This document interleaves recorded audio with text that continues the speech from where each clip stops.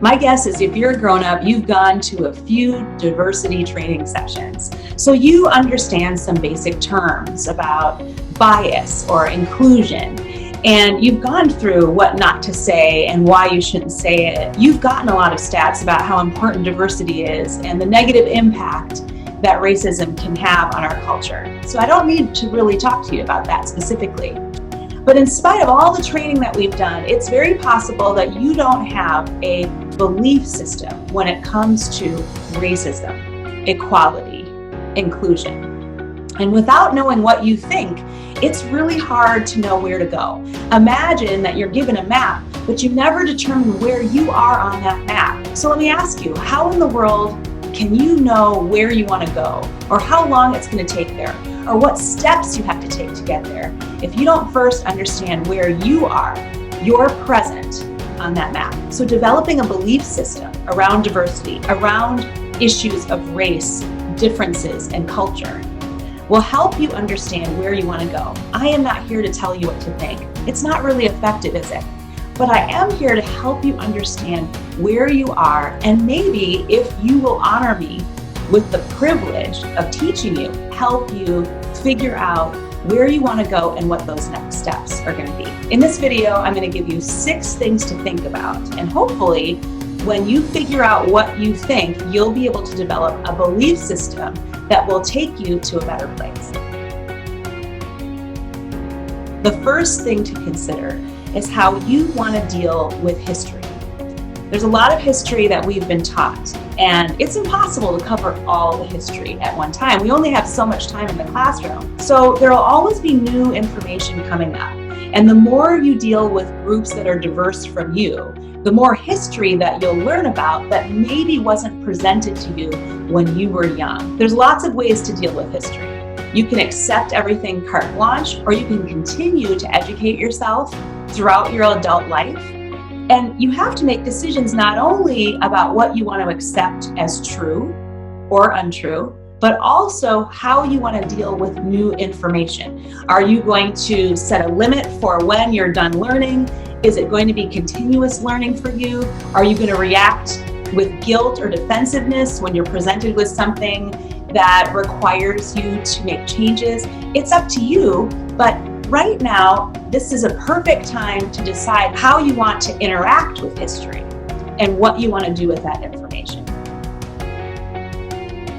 The second idea I have for you is kind of connected to the first one, which is, where do you want to take your lessons from? We don't just get instruction on how to deal with differences from school. We're also learning from our parents, from coaches, from peers when we were young. We learned from important incidences that happened during our development as a person.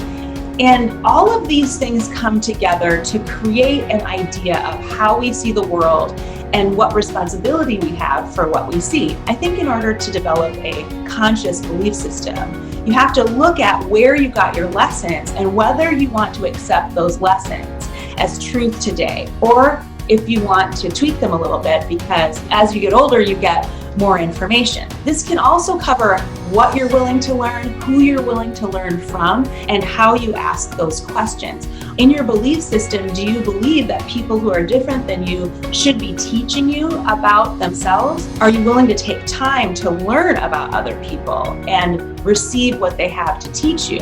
What I think is important is not necessarily what you do with the lessons, but that you're very, very conscious of what you were taught, who taught them, what their intention was as they taught them, and whether or not they align with the person that you want to be and the environment that you're in right now.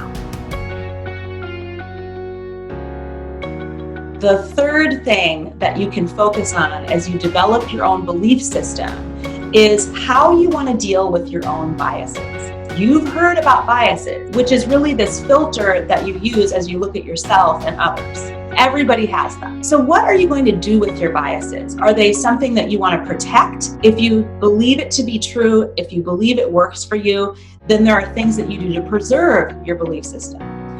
What will you do when you get information that goes against your biases? What will you do when you see a possibility that you might be using biases negatively against others?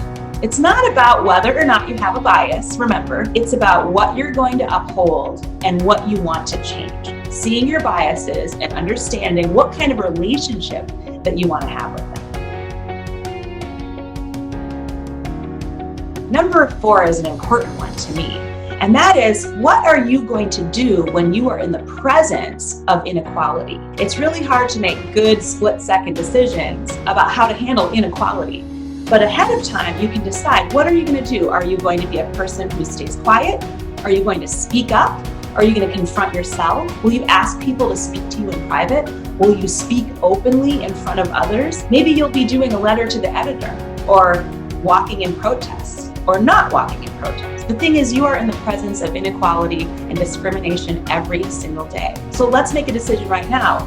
What are you going to do the next time you see inequality? Where are you willing to express yourself? Because you are a really important part of the process of changing the community. We only have 2 more. The 5th one is, how will you prioritize equality? Prioritizing comes in the form of whether or not you have time to focus on equality, to learn about equality. Will equality be something that you use as a criteria to vote for? Thinking about how important equality is going to be for you ahead of time will help you choose consciously whether you want to make that an issue that's really important to you. The final element of your belief system comes from the question of what you're willing to sacrifice for equality. Although I believe that there is room for everyone, there are moments when you may have to step aside to allow equality to take the forefront. So are you willing to be quiet to allow someone else to talk? Are you willing to feel stressed out or anxious so that you can learn more about something?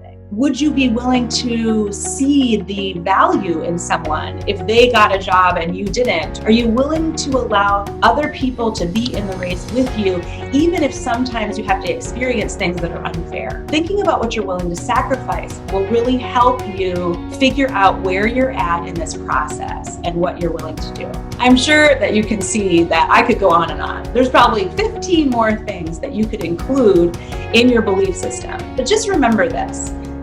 I'm not here to tell you what to think. And to be honest, anyone who's trying to tell you what to think is barking up the wrong tree, because you have to decide what you want to believe and what you want to think. Whenever you aren't sure what to do next, remember the map. Remember that it's almost impossible to figure out where to go if you don't know where you are. It is very powerful for you to take those steps, to figure out what you want to believe, what you will believe, and who you want to take this journey with as we work together in our diverse community.